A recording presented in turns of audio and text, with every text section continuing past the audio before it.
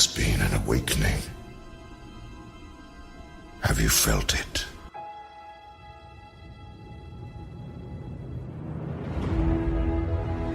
Nothing will stand in our way. I find your lack of faith disturbing. I will finish what you started.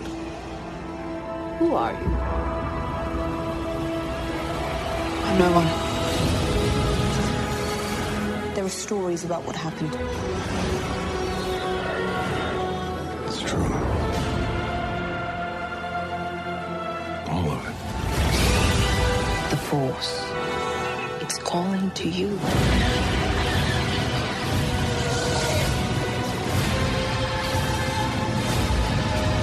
May the Force be with us. My nerd world. Just let it in. Oh, Jabba.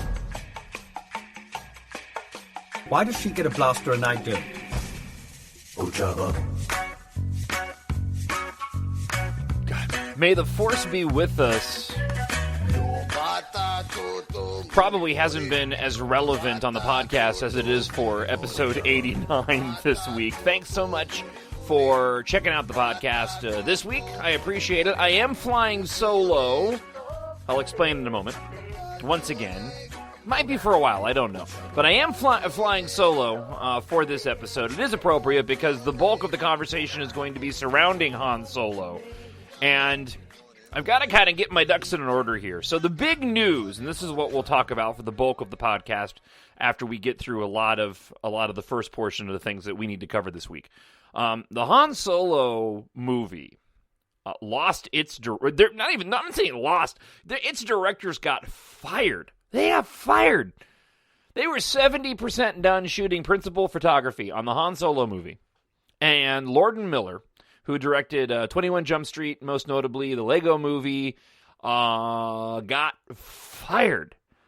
So we're going to talk about that at length. I have a lot of thoughts on it and playing catch up. And so we're going to start off sort of with I got to cut some stuff out. We're going to start off at from a few weeks ago and work our way up towards the big news that dropped late on Tuesday of Lord and Miller getting booted from the Han Solo spin-off film. Just massive. So first off, programming note. For those that have been wondering where the podcast has been, the last conversation that I had with you was over the Vanity Fair photos that came out, I don't know, like 2 or 3 weeks ago now, right? And I was going to follow up, do a part 2 to that podcast. I had originally planned on it. I'm actually looking at the highlights from the author of the Vanity Fair article, from the Vanity Fair coverage, who did a Reddit.com Ask Me Anything with a lot of details focused on, obviously, The Last Jedi. I'm going to put that on hold because that's not going anywhere because we have so much other ground to cover. So I'd plan on doing either a follow-up to episode 88 or just making episode 89 about that. And life got in the way. And then I was trying to get together with fellow weekly talk show hosts Drew, Lee, and Samantha, and we just couldn't make it happen. And so we had every intention over the course of the past few days to do the podcast. It's Wednesday right now when I'm recording this.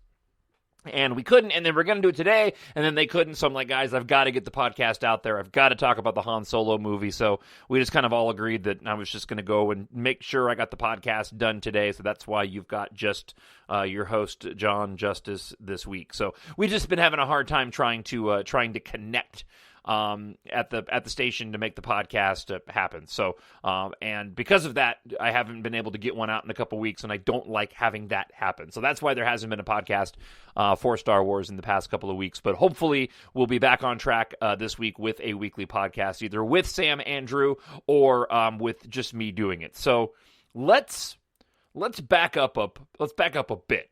Okay. So, and I want to start off with sort of our base foundation of a couple of things because it really kind of underscores the rest of the podcast. So we had May the 25th that came up, and the last podcast we did, if I'm looking at the If I can go back and look at the dates here. So episode number 88. Yeah, so that came out on May 30th. And so that was a handful of days after the May the 4th be with you, the May 25th, the 40th anniversary of Star Wars. So yeah, so we haven't done one in, several weeks now that I'm looking at the calendar. So that was May 30th was the last time we did a podcast. And around that time, we had the big 40th anniversary push, right? There's been this, and we did talk about this in previous podcasts, but there's been this weird, I don't want to say lull, because it's not necessarily been a lull. We've had a lot of Star Wars related stuff come out. And the lull has really kind of been around The Last Jedi. We got that trailer, that teaser trailer in April that I really like, but I need to be honest, that original The Last Jedi trailer was really a teaser. When you look at the trailers for The Force Awakens, and specifically the first one that dropped around Thanksgiving in 2014. So we were a year and a couple of months out. And we didn't get a trailer that soon for The Last Jedi, but Lucasfilm, Disney were so wanting to get material to the fans, they cut together the trailer. It's the trailer that had this in it. There has been an awakening. Have you felt it? And it was 88 seconds, had a handful of shots. It was the first trailer that we've seen of Star Wars in some 10 years, because we were all hyped for the movie. So we got that trailer, and then we got the Chewie We're Home trailer that came in Comic-Con in April of 2015, right? And then we ended up getting I might even get my dates wrong. Was that 13? I got to back up even farther for those trailers. No, I was right. So that was 14. That was 2014. So that was November of 2014. So then in April of 2015, we got the Chewie We're Home trailer. And then we got the behind the scenes in July at Comic-Con, which didn't have any footage, but it had a lot of behind the scenes stuff that we could all sort of grab onto as Star Wars fans. And then we got the full trailer in October of 2015. And then it was just the snowball of international trailers and different cuts of trailers and TV spots all the way up until the release. Okay, so getting back to The Last Jedi. That Last Jedi trailer that we got in April was really a sister trailer to the very, very first, in my opinion, The Force Awakens trailer. I mean, you do have the Jedi must end line in it, but the shots, I mean, they were quick shots. Some of them weren't of anything but water and mountains with the fade in and the fade outs. I mean, when you fade in and fade out, the fade to blacks in that trailer, and take out some of the scenery shots, there really was about maybe a minute's worth, if not less, of content in that trailer. Don't misunderstand. I love that trailer, but it really was a teaser. We did not get a ton to chew on. Now, with the Vanity Fair article, we did get more details on some characters. And in this Reddit Ask Me Anything, there's quite a bit more details. Nothing earth-shattering, but just some interesting tidbits about The Last Jedi. So, like, regarding the tone of the feeling of The Last Jedi, and I won't get into all of this, but just to give you a bit of a nugget here. The Last Jedi, it said, is definitely darker. The author of the Vanity Fair article said Kathleen Kennedy described the natural arc of each trilogy as setup, conflict, resolution, so that makes The Last Jedi the conflict chapter. If you look at two of Johnson's movies, Brick and Looper, they have a dark dystopian quality to them, but also a lot of humor. Johnson is aware that his movie is, by its very nature, dark. He used the word operatic with me, but he also is conscious of not wanting it to be a dirge. He has gone out of his way to leaven the movie with humor. I don't know exactly how, but he says there's a lot of humor in the film. And he said, I should also add that Johnson really wanted to create something that was visually new for a Star Wars movie. a fancy place where the swells of the galaxy hang out, if you will. If you think about it, the Star Wars visual vocabulary is full of desolate deserts, frozen tundra, and scrapyards of disused and broken droids. He thought, let's go upscale, let's go Monte Carlo, and the result of that is the city of Canto Bight, in which you can catch a glimpse in some of the Vanity Fair photos. Okay, so that's the kind of details that are in this Reddit AMA. All right, so back to my original point. The 40th anniversary and the hype surrounding that, for those that are collectors, they released large Black Series style action figures that were modeled after the original 11 action figures that came out. So these were large versions, high quality versions of the way that the larger action figures look today, but they were the characters that were originally released for Star Wars when it came out 40 years ago. And then they put them on the card backs that were recreations, larger recreations of the original card backs from when the first set of 11 action figures came out. Okay, it was cool. And a lot of the 40th anniversary stuff that was released around it, they had just a lot of different things you could buy at the store. They were cool. But I'll be honest, as a hardcore fan, it was kind of a letdown. And I mean, I know what Disney was going for. I didn't really care for the larger action figures. I would have preferred, instead of the 6-inch, I would have preferred the 3 3/4 scale action figures over 6-inch action figures, just because I do collect some Black Series 6-inch action figures, but I prefer the 3 3/4 scale. But for me, and this is really just a personal thing, for me, it's all about forward momentum. I want to go forward, man. I want new Star Wars. I want new characters, and I know that we should celebrate and obviously honor this thing that is so precious to us. And I get the 40th anniversary stuff. I have no problem with it. I think it's cool that they did that. Not anything that I really need because I've been living with it for 40 years since the movie came out. But if you are counting that as part of the hype and the journey to The Last Jedi, I would like more Last Jedi. And I think that the anniversary was a bit of a letdown. I wrote in my notes that it was Disney making a mistake. And I don't want to say it was Disney making a mistake because I think the 40th anniversary is a big thing. I would love to see, though, the numbers of how successful the 40th anniversary merchandise was, because for those of us that have been collecting for a long time, I don't really need more original Star Wars stuff because I have it. I want new Star Wars stuff, and I want new information. I want to know where the story is going. So there's been a Last Jedi lull for to a certain extent because of that, because we haven't had a lot of footage.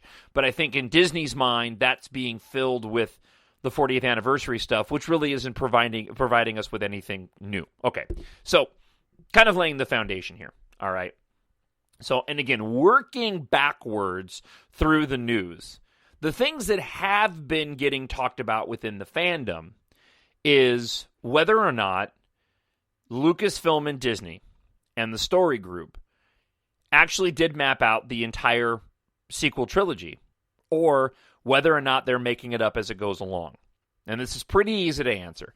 What happened was somebody along the way had made a comment that, and it might have been Rian Johnson. I think Rian Johnson, and correct me if I'm wrong, I don't have it up in front of me, but Rian Johnson, the director of The Last Jedi, had made a comment that essentially the Force Awakens was made with very little, if any, thought to the other two films. This was J.J. Abrams' movie, written by Lawrence Kasdan and J.J. Abrams, and they basically made the film and then handed the baton to Rian Johnson as if to say, here's your movie, you do with it what you want to do with it, we're not going to give you any direction. So a better example is they were putting it out, it was being talked about in the fandom as if to say, well, we don't really know what you're going to do with Rey, you do whatever you want. Like, what happens after she pulls the lightsaber out and it cuts to black and you hear the Star Wars theme, the main title theme at the end of The Force Awakens? We don't know. We finished the movie, now you figure it out. What about the Force back scene? We don't know. What's with the knights and the rain and Kylo Ren stabbing that dude and Rey hearing your first steps in the Force back at Maz Kanata's castle? I don't know. We just all thought it looked cool. You figure out what it means. This is what was being talked about in the fandom. So did they or didn't they have a plan? Okay. Was it mapped out or wasn't it mapped out? And so everybody was talking about this, and it really was being discussed like Rian Johnson had free reign and they had no idea where this trilogy was going. And that wasn't the way that Lucas did it. People want to say that's the way Lucas did, and that wasn't the way that Lucas did it. If you followed any of the of what Lucas and any of the documentaries of George Lucas, you know he had all of Star Wars written, all 3 movies written as one film, and he just decided to make the first act one film and then broke the whole story up into 3 acts. Details within that obviously changed. Okay. Details and not plot lines, but details of the film and relationships and who is related to whom, that obviously changed. But Lucas had it mapped out. So this got answered pretty easy. Somebody on one of the fan sites, and again, my apologies if you were the person that wrote this, because I don't have it in front of me. But somebody went and did their due diligence and pulled a whole bunch of J.J. Abrams quotes around the production of The Force Awakens, where he talks about the fact that, yeah, they wrote all of it out. That they mapped it out, that the story group sat down and said, this is where the story is going. Now, they may not have landed on who Rey's parents are. That may be up to other individuals, but I certainly think that they know, here's the Resistance, here's the First Order, here is Snoke, here's this protagonist, here's Kylo Ren, here's where they're going to go in the second movie, and then here's what's going to the end point's going to be in the third movie. You guys fill in the details. And there were many quotes that were saying that they've mapped this whole thing out. And so I think what it comes down to is more of, here's your structure. Here's where the story is heading, Rian Johnson. You decide how we're going to get there. Okay? So Like for example, and I'll just make up a hypothetical. We'll make up a hypothetical that Rey is Luke's daughter. Maybe Rian Johnson figures out the main reason why she was left on Jakku. We figure out that Rey has to meet with Kylo Ren again in The Last Jedi, and has to be struggling at the end of the movie with turning over to the dark side and joining Snoke. You figure out how that happens. That's how the First Order gains a foothold in the galaxy and has left the Resistance in tattered ruins, leading into the third act, which is the Resistance gaining in strength and launching a final assault and ending the First Order, and Luke Skywalker has to go and face off with Snoke. You figure out how we get there, Colin Trevorrow. That's how I think this whole thing is playing out. Okay, so again, we're moving backwards. This is what's been talked about in the fandom. So that was pretty much cleared up. That was cleared up fairly quickly. Now, prior to the Han Solo movie news that broke, there was also this concern that began to bubble to the surface over Episode 9 director Colin Trevorrow. Now, Colin Trevorrow directed Safety Not Guaranteed, which is a very good, fun little movie. If you haven't seen it, I don't think it's on Netflix, but if you find it on any of your streaming services, it really is a really enjoyable movie. It was very surprising to me how much I enjoyed it. I don't want to spoil anything. It's just a very special, unique film. So go find Safety's Not Guaranteed if you haven't seen it. I mean, even if you're not interested in seeing, you can see it if you want to see what Colin Trevorrow, and I keep saying it's too. Yes, I able to pronounce it multiple ways. Trevorrow or Trevorrow. I say Trevorrow. Even if you're not interested in finding out what he's like as a director, just as a movie, it's a good movie to go and watch. But he also directed Jurassic World, and that's what everybody kind of points to when they go, okay, he directed what is third on the all-time box office domestic list, I think, right? I really liked Jurassic World. I thought he did a very, very good job with it, and that's a very, very tough thing to do in taking a franchise that it's not worn out, but Jurassic Park 3 wasn't all that well received, and as a matter of fact, neither was 2 for that matter. But to have that successful of a Jurassic Park / Jurassic World movie and what he did with it, and some of the choices that he made in that film, I really like that. And so when I saw that he was making the Episode 9, Star Wars Episode 9, I was totally fine with that. Then his movie Book of Henry came out. And apparently his latest film, Book of Henry, which is the last movie I believe he's doing because he's starting production soon, maybe. At least at the moment he still is. He's starting production soon on Episode 9. Apparently Book of Henry is getting panned. I haven't seen it, but a lot of critics are saying the movie is just awful. Just absolutely horrible, awful, and bad. And many Star Wars fans were freaking out over him doing, because he's writing along with his writing partner, he's writing Episode 9 too. Very, very worried about him doing Episode 9 after how awful Book of Henry was. Which I don't personally think is a very fair thing to do. All you need to do is look at any other director that ends up taking over a large franchise film and look at their past filmmaking experience. You're going to find a stinker in there somewhere. Or you're going to find movies that people just didn't, not even a bad movie, but just movies that people just didn't particularly, gravitate towards. I mean, look, Irving Kershner, right? I mean, The Eyes of Laura Mars. I mean, he wasn't really known for doing anything spectacular prior to doing The Empire Strikes Back, and that's arguably, the fans' first choice of best Star Wars movie ever. Richard Marquand had only done Eye of the Needle, and, I mean, quite frankly, I wish that we would have had a different director for Return of the Jedi, since it's my least favorite original trilogy movie, and I put a couple of the prequel films above Return of the Jedi, to be honest with you. Not all of it, just some portions of it. And people have argued too that Return of the Jedi was mostly directed by George Lucas. I mean, he was always on set, but back to my original point, when you're looking at directors, just because Colin Trevorrow directed Book of Henry doesn't mean that he's going to go and screw up Star Wars. And based off of the next big story that we're going to spend the bulk of the time talking about, I think it's safe to say that Kathleen Kennedy, Lucasfilm, and Disney will not let him screw up Star Wars. Now, there is something that I do want to point out, because there was an interview done by StarWarsNewsNet.com of Colin Trevorrow. And they, let me put it this way.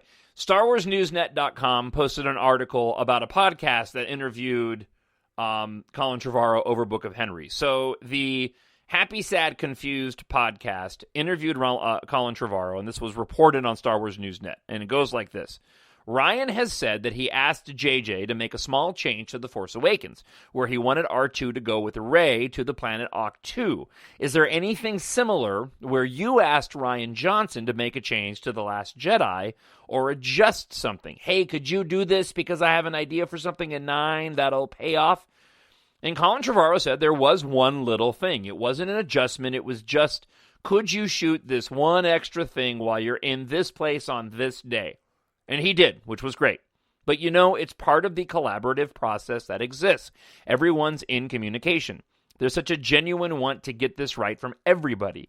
And I think that one of the misconceptions is that there's some kind of great corporate overlord that is dictating the story to everybody. And that's what it's going to be, because it's going to sell the most toys. The reality of it is that it's a small group of people. But it's actually, kind of large when you think about it. And none of them are corporate. All of them are creatives. And all of them are genuinely and very sincerely wanting to do the work of their lives in order to realize this. So, I guess my whole point before we get to the big story this week, which I'll have the second half of the podcast to go and discuss. My point here is that, the problem that most people will say the prequels had was that too many people just said yes to George Lucas and didn't offer good constructive criticism. Now, that could be wrong, But we've seen interviews with George where he had complete creative control. And certainly from a visual standpoint, I have no complaints about the prequels at all. But when it comes to acting standpoints and maybe pacing in a few of the films, that's Jar Jar, for example. Many people would argue that, this a lot of the complaints about the prequels was the lack of George having constructive criticism around them. What's interesting to me is that Lucasfilm seems to have done the opposite.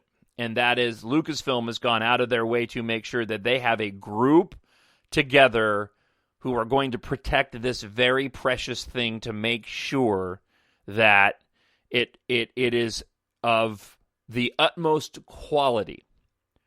And there's a difference between creative control and creative input and constructive criticism, which makes this story of the directors of the Han Solo movie getting fired all the more interesting in my view. I'm not worried about the future of the Star Wars franchise, and the Han Solo directors getting fired is a part of that. I'm more fascinated in what happened than I am what effect it's going to have. I trust that Disney, I trust that Lucasfilm is going to deliver a good product and that they are watching this very carefully. The thing about Kathleen Kennedy, to me, that I think matters the most, and I think the reason why George was happy in selling Lucasfilm to Disney and having her take over creative control, is that Kathleen Kennedy is somebody that's been there from almost the beginning, and also knows what a special and precious thing this is to people. And that if you how do I want to word this? If you take special care of Star Wars, you're going to reap the rewards from that. If you go out trying to make money by putting out something that will just be mass appeal and will make a ton of money, you may not necessarily end up with the best quality product. But if you make the best quality product, you can be guaranteed that you can almost be guaranteed it's going to be successful, if that makes sense. So, a movie coming out this week is a very, very good example. Transformers. Okay. Transformers is just, it's mayhem, right? It is real world cartoon. Just craziness. From what I've heard about the new movie, it's nuts.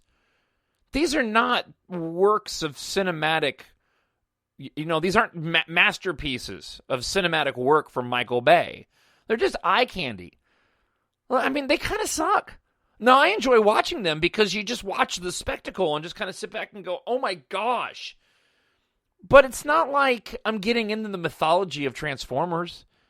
Right? It's not like it's very highbrow or making you think. And that's not to say Star Wars is. Star Wars is still a kid's movie at the end of the day.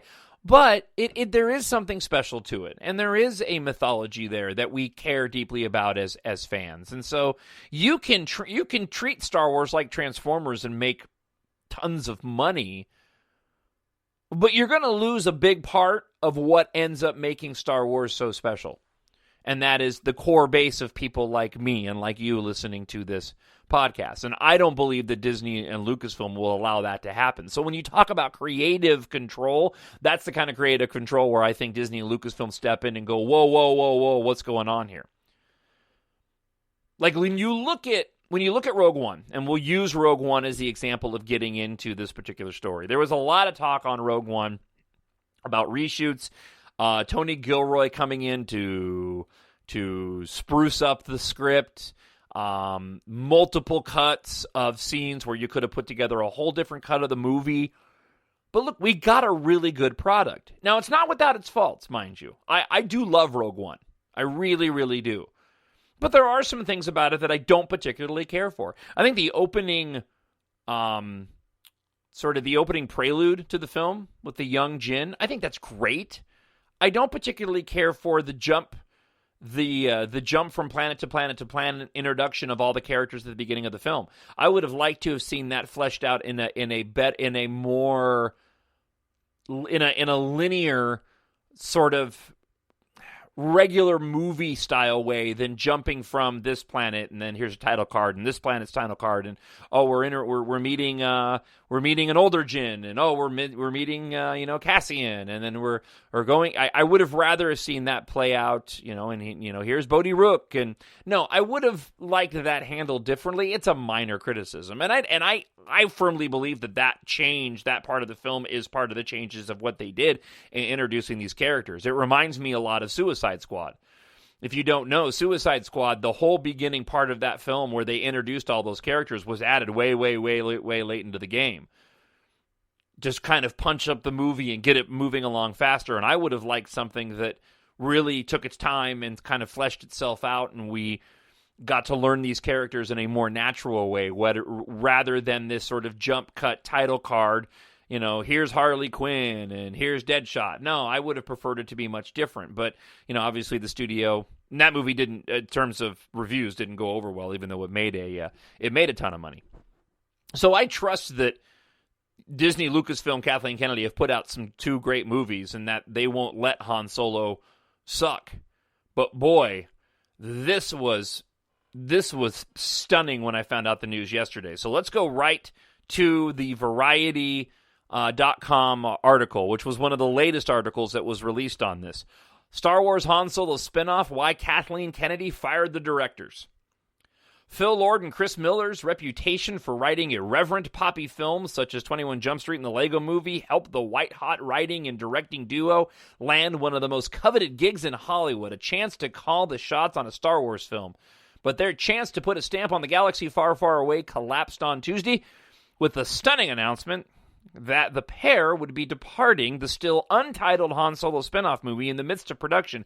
It comes out in less than a year. It comes out in May of next year. Their exit comes months after months of conflict with producer Kathleen Kennedy and others from her Lucasfilm team and co-writer, executive producer Lawrence Kasdan, and the two directors hired to infuse the Star Wars universe with a tongue-in-cheek sensibility. Miller and Lord were stunned to find out that they were not being granted freedom to run the production in the manner that they were accustomed to. They balked at Kennedy's tight control on the set. A person with knowledge of the production said that the chemistry between the directors and Kennedy was never right. It was a culture clash from day one, the source said. She didn't even like the way they folded their socks. The source said that while Lord and Miller were supposedly hired for their vision and distinctive brand of filmmaking when it comes to Star Wars production, Kennedy did not approve of their shooting style and process of interacting with the actors and crew. They weren't given the leeway to do what they had to do, the source said. The duo clashed with Kasdan, who has been an integral creative part of the Star Wars movies dating back to The Empire Strikes Back. Like Kennedy, he questioned many of the pair's directing choices. Kathy, her team, and Larry Kasdan have been doing it their way for a very long time, and they know how the cheese is made, and that's how they want it made, the source said. It became a very polarizing set. Now, before we get into the statements accompanying the news of the directing shakeup from both Kennedy, Lord, and Miller, who alluded to different visions of the project, let me go here.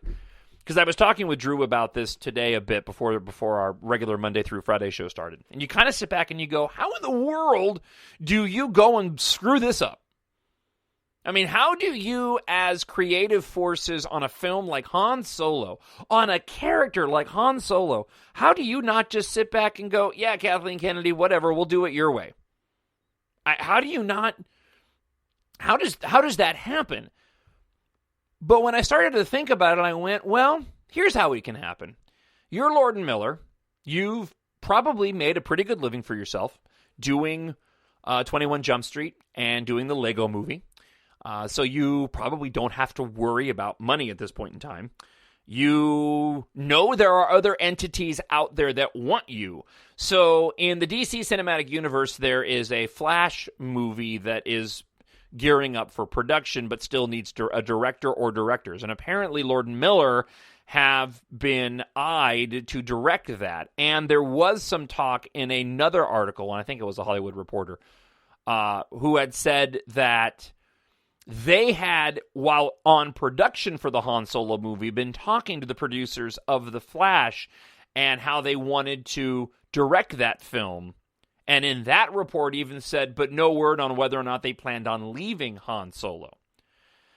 So, as somebody who is a content creator, okay, I'm in a little different boat because, you know, I'm not that high up on the echelon. I mean, I do radio in a large market, but and I do have full creative control over what we do on our show. There's nobody dictating to us at any point in time, and I've been blessed in my radio career to never have that. There's nobody dictating to us what to cover and what not to cover and opinions and angles to take. I know it's happened to other talk show hosts. It's never, thankfully, happened to me. But if management comes to me and says, we don't really want you guys talking about that, I'm not going to push back on them. It ain't worth it. Right? I've got a house and I've got a family. I mean, when I have a house, I have a family that I need to take care of, and it's just not worth it to me. Thankfully, it's never happened. It's never happened, and I'd rather not talk about something than fight over creative freedom of discussing something. Or if I'm told to take an angle on this particular topic, I would probably rather just not do the topic if that's the case. But if you're Lord and Miller and you believe it should be done one way, a certain way, and they don't want you to do it that way, and you are convinced that this is the right vision for this, then I could see if you don't really have anything to lose doing that thing with my fingers, and you believe you're still going to have a lucrative career without having to do the Star Wars movie, and you refuse to go and bow to the man, or in this case, the woman, then I can imagine why they might have bailed from the film. So that is a way. I'm not saying that's how it happened. I'm just saying that's how it could have happened. I'm not saying I agree with it. If you're Lord and Miller, dude, find a way to work it out. I think there is an issue with doing a Han Solo movie at all, and I'll explain that in a moment. But I'll explain more of that in a moment. Let's get back to the article here. So here's what here are the different statements that came out. Unfortunately, our vision and process weren't aligned with our partners on this project. This is the statement from Lord and Miller.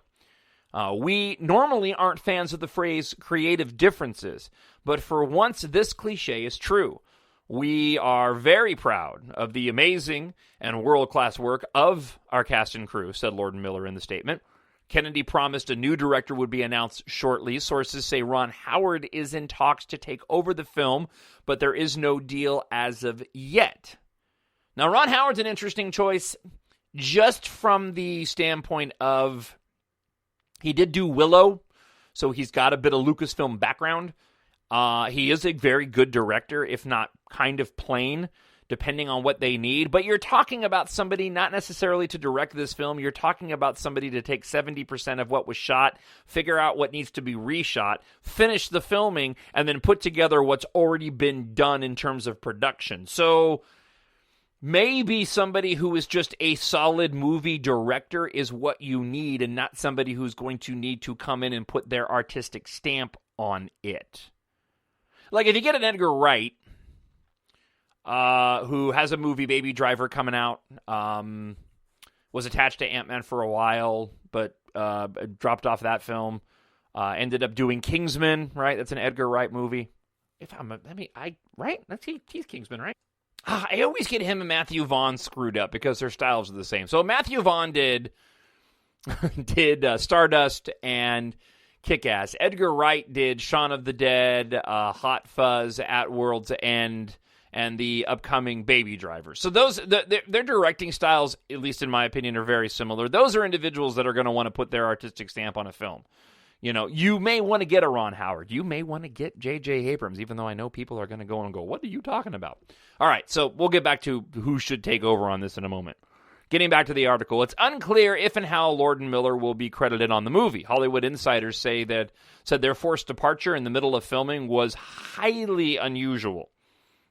Kennedy said in a statement, Phil Lord and Christopher Miller are talented filmmakers who have assembled an incredible cast and crew, and it's become clear that we had creative visions, different creative visions on this film, and we've decided to part ways. All right, let me stop here. There's still quite a bit of this article to run through. I'm looking at the clock here, and I got just enough time to squeak this in.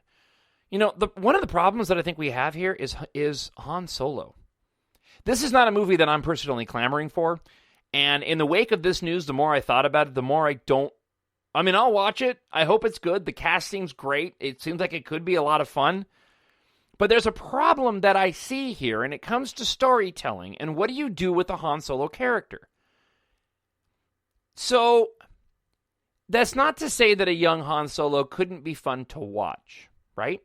Okay? To find out where he came from. To see him do the Kessel Run. To see him get the Millennium Falcon from Lando Calrissian. To see him meet Chewbacca. All that could be good. Here's the problem. When you meet Han Solo in A New Hope, he's not exactly the most likable character. I mean, when you meet Han Solo in A New Hope, he goes through a story arc in that original trilogy, and he's borderline a jerk. So what kind of arc are you going to give a young Han Solo in that film to get him to a good place by the end of it, but that he ends up being that jaded when you see him in A New Hope? I mean, that's a difficult thing. And I got to imagine that the script that Lawrence Kasdan wrote has to answer that question. But if you think about it, he's not really the nicest dude. I mean, you see a glimpse of it at the end of A New Hope, but he's kind of a tool.